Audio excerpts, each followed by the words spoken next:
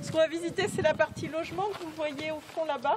Deuxième visite de la journée. Cette fois-ci, le groupe découvre la rue du Maquis, composée de 27 logements sur 4500 m², une superficie densifiée qui peut provoquer certaines inquiétudes.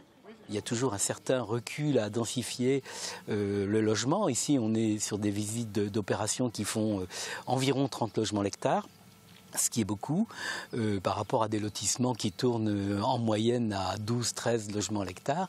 Et donc, il faut arriver dans un premier temps à convaincre les élus et les agents que c'est possible dans un contexte de qualité. Un habitat de qualité en plein centre-bourg qui attire les retraités mais aussi les jeunes ménages.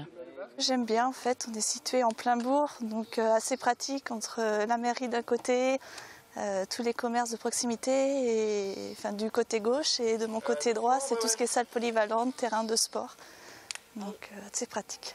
Face à la limitation de la consommation du foncier agricole et l'appauvrissement de la population dans les centres-bourgs, certains sont en pleine réflexion pour redynamiser leur commune.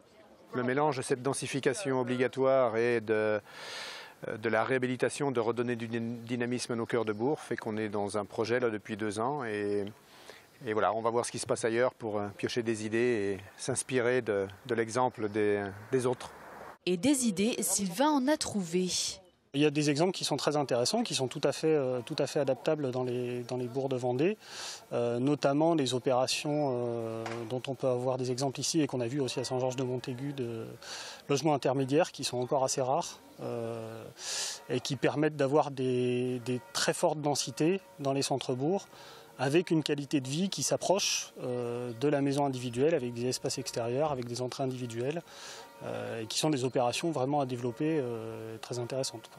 Selon l'INSEE, la Vendée pourrait compter 240 000 habitants supplémentaires d'ici 2040, soit 7 000 habitants supplémentaires à loger chaque année.